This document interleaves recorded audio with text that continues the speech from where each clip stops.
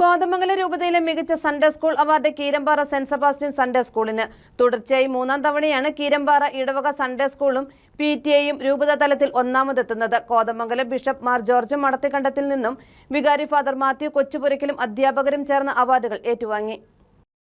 Keerampara saint Sebastian Sunday സ്കൂളിന് രൂപതാ തലത്തിൽ വിവിധ അവാർഡുകൾ ലഭിച്ചു. എ ഗ്രേഡോടുകൂടി രൂപതയിലെ മികച്ച സൺഡേ സ്കൂൾ, മികച്ച പരിശീലന അധ്യാപിക, മികച്ച PTA എന്നിവയ്ക്കാണ് അവാർഡ് ലഭിച്ചത്. തുടർച്ചയായി മൂന്നാം തവണയാണ് കീരമ്പാറ ഇടവക സൺഡേ സ്കൂളും PTA-യും രൂപതാ തലത്തിൽ ഒന്നാമതെത്തുന്നത്. ഈ വർഷത്തെ മികച്ച അധ്യാപികയ്ക്കുള്ള അവാർഡിന് Sunday school head mistress Jincy Joman അർഹയായി.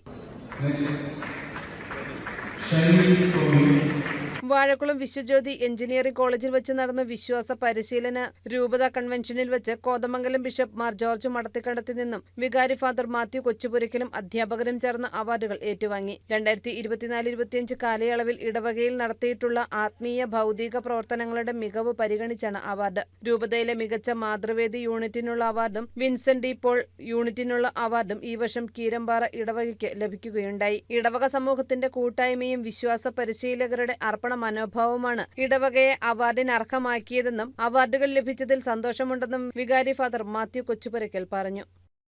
News desk KCV news.